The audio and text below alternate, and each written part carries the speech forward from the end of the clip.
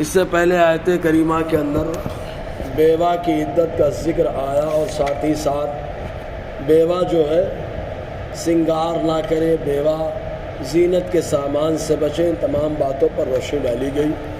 ابھی بیوہ کے نکاح کا معاملہ آیا، وہ بیوہ عدت گزار رہی ہے تو نکاح کرنا یا نکاح کے اسباب اور ان کا ذکر کرنا کیسا؟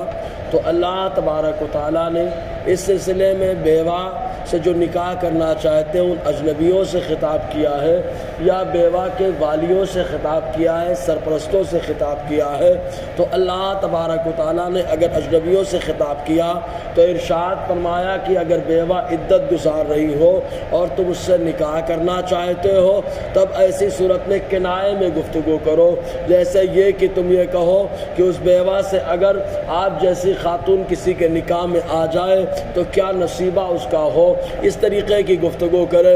یا بیوہ کے والیوں سے خطاب کیا جا رہا ہے کہ فلاں آدمی جو ہے، بیوہ کے والی جو ہے بیوہ سے اس انداز میں ذکر کرے کہ فلاں شخص بڑا بہتر ہے، نمازی ہے، پرہیزگار ہے، عورتوں کا بڑا خیال کرتا ہے۔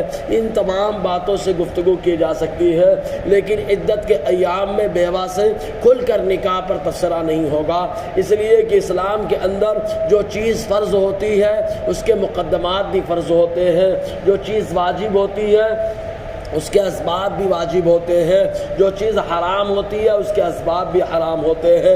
جیسے مثال کے طور پر نماز فرض ہے تو اس کے مقدمات اور اسباب جیسے یہ بھی فرض ہو جاتے ہیں۔ مقدمات جیسے وضو کرنا یہ فرض ہوتا ہے، کپڑے کا پاک ہونا یہ فرض ہوتا ہے، وقت کا ہونا یہ فرض ہوتا ہے۔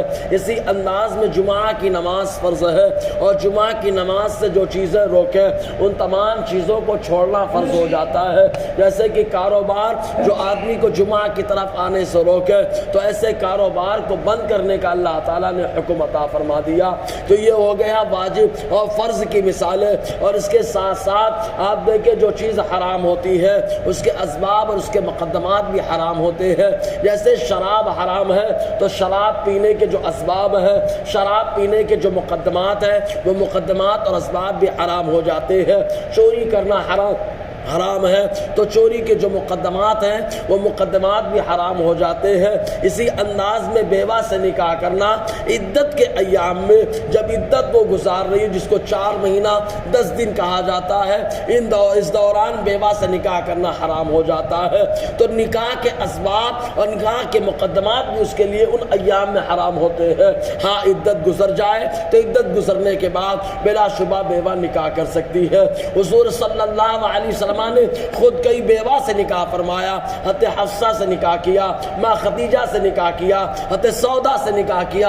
آقا علیہ السلام نے مختلف بیواؤں سے نکاح فرمایا ہے، اور حضور صلی اللہ علیہ وسلم نے صحابہ کرام کو بھی اس کا ذہن عطا فرمایا۔ لیکن عدت کے ایام میں نکاح کرنا یہ حرام ہو جاتا ہے اور اس کے اسباب بھی حرام ہو جاتے ہیں۔ اسی کو اللہ تبارک و تعالیٰ نے یہاں پر ذکر فرمایا۔ اللہ تعالیٰ ارشاد فرماتا ہے وَلَا جُنَاحَ علیکم، اور تم پر کوئی گناہ نہیں ہے، یعنی وہ اجنبیوں جو بیوہ سے نکاح کرنا چاہتے ہو یا بیوہ کے ذمہ داروں اور سرپرستوں سے خطاب ہے تو اے بیوہ کے ذمہ داروں سرپرستوں تم پہ کوئی گناہ نہیں ہے۔ فیما عرضتم به من خطبۃ النساء، اس پیغام اور اس عورت کے پیغام نکاح کے تعلق سے جو تم کے کنائے میں بات کرو، او اکننتم فی انفسکم، یا تم اپنے دل میں چھپا لو کہ عدت گزر جائے ہم اس سے نکاح کر لیں گے، عدت کے ایام ختم ہو جائے ہم اس سے نکاح کر لیں گے، دل میں بات رکھو، تو اس میں بھی کوئی گناہ نہیں ہے۔ کیوں؟ علم اللہ انکم ستذکرونہن، اللہ تبارک و تعالیٰ نے جانا کہ تم انہیں یاد کرو گے، یعنی تم ان سے نکاح کرو گے اور تم ان کے ساتھ زندگی گزارو گے۔ تو وَلَٰكِن لَا تُوعِدُوهُنَّ سِرًّا إِلَّا أَن تَقُولُوا قَوْلًا مَّعْرُوفًا، لیکن پختہ ارادہ چپکے سے مت بنا لو کہ اس کو صاف بول دو عدت گزر جائے ہم فوراً تم سے نکاح کر لیں گے، عدت ختم ہو جائے ہم تم سے نکاح کر لیں گے۔ پکا ارادہ چپکے سے کر لینا اللہ تعالیٰ نے اسے منع فرمایا۔ الا ان تقولوا قولا معروفا، مگر یہ کہ تم جو ہے بھلی بات کہو۔ بھلی بات کا انداز یہ ہے کہ ڈائریکٹ اگر اجنبی نکاح کا پیغام لے کے بیوہ کے پاس گیا اور وہ عدت عزت گزار رہی ہیں تو اس سے یوں جا کر کے بات کریں کہ آپ جیسی خاتون تو جس گھر میں جائیں برکت ہی برکت لے کر کے جاتی ہیں، آپ جیسی خاتون کسی کے گھر میں جائیں تو اس گھر کا ماحول جنت نما بنا دیتی ہے۔ اس انداز میں وہ گفتگو کرے تو اللہ تعالیٰ ارشاد فرماتا ہے الا ان تقولوا قولا معروفا،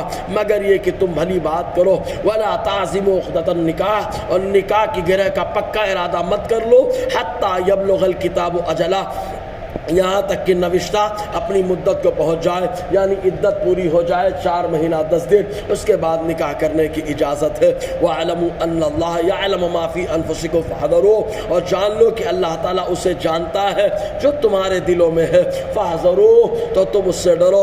اللہ تبارک و تعالیٰ دل کی باتوں کو جانتا ہے، اور اللہ تبارک و تعالیٰ نے دل کا معاملہ جو رکھا ہے بڑا صاف اور کلیئر رکھنے کا حکم دیا، اس لیے کہ خود حدیث پاک میں آیا اللہ تعالیٰ فرماتا ہے میں کسی جگہ نہیں سماتا لیکن مومن کے دل میں سما جاتا، اس کی وجہ کہ اللہ تبارک و تعالیٰ کی تجلیات مومن کے دل میں موجود ہوتی ہے۔